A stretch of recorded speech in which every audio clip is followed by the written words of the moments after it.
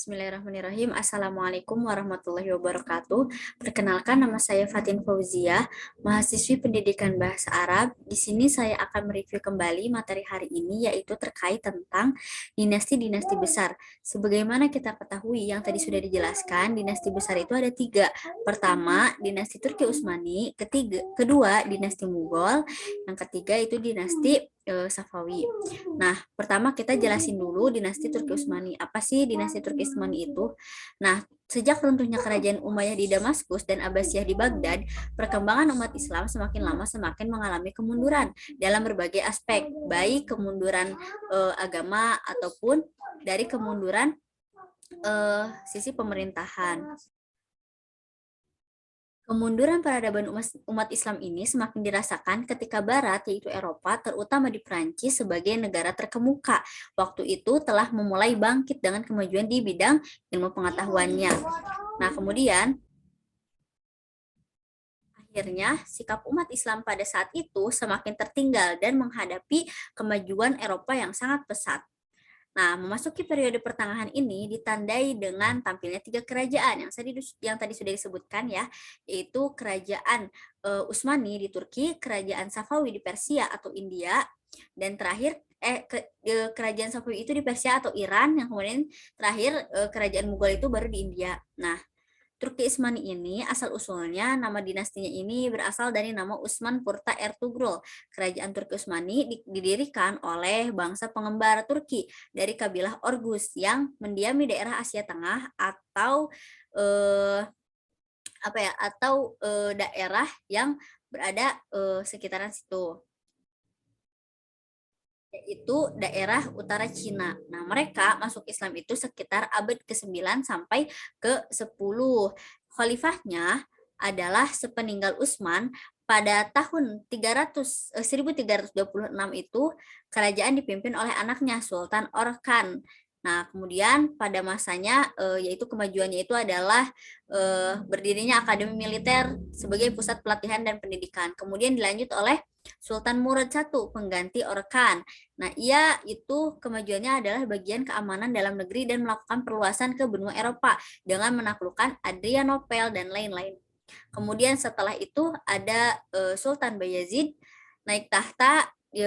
Kemajuan yang dilakukan adalah perluasan berlanjut dan dapat menguasai Seleucia, Morea, Serbia, Bulgaria, dan Rumania pada tahun 1394 Masehi.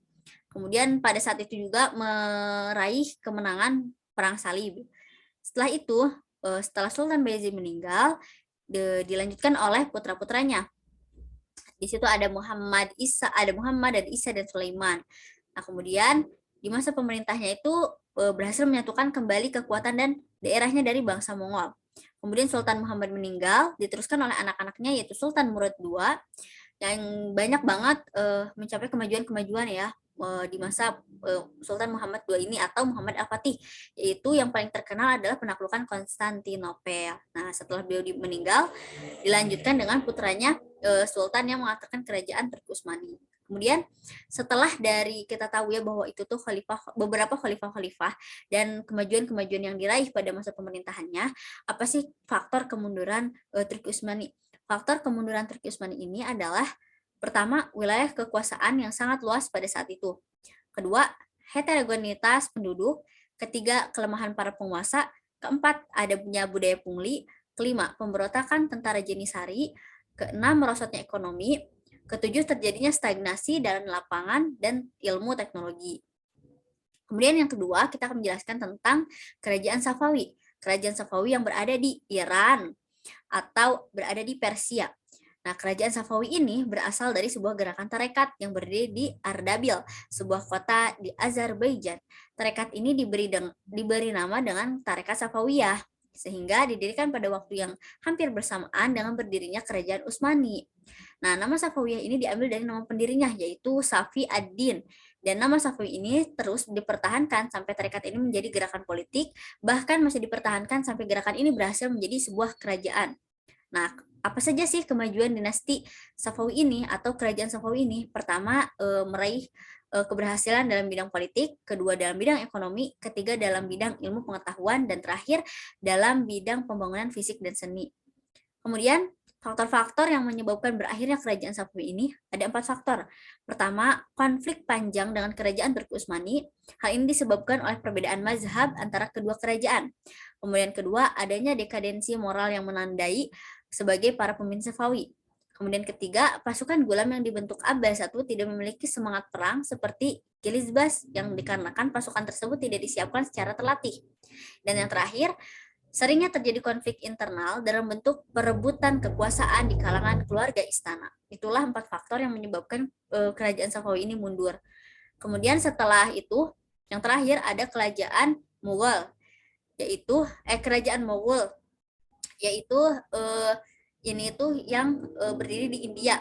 Nah, kerajaan Mughal ini didirikan oleh Zahiruddin Muhammad Babur, salah satu dari cucu Timur Leng, ayahnya Umar Mirza, penguasa Fergana.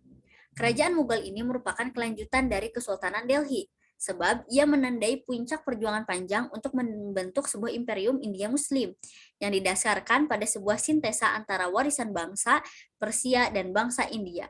Nah, kemudian apa saja sih kemajuan di kerajaan Mughal ini? Pertama, mereka meraih kesuksesan pada bidang politik, administrasi, dan pemerintahan. Kedua, ada bidang ekonomi, ketiga bidang budaya, keempat bidang seni budaya. Kemudian ada juga beberapa faktor yang akhirnya menyebabkan kekuasaan dinasti Mughal ini mundur dan membawa beberapa kehancuran ya, membawa kepada kehancurannya. Maksudnya mundur dan hancur kerajaan itu pada tahun 1858 Masehi. Pertama, terjadi stagnasi dalam pembinaan kekuatan militer sehingga operasi militer Inggris di wilayah-wilayah pantai tidak dapat segera dipantau oleh kekuatan maritim Mughal.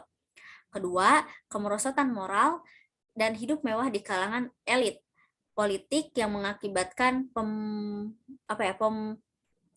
yang mengakibatkan pemborosan. Yang ketiga, adanya pendekatan Aurangzeb yang terlampau kasar. Yang keempat, semua perois tahta kerajaan pada bagian terakhir adalah orang-orang lemah dalam bidang kepemimpinan. Jadi, itulah 4 faktor yang menyebabkan mundur kerajaan Mughal. Mungkin cukup sekian materi review hari ini. Kurang dan lebihnya mohon maaf.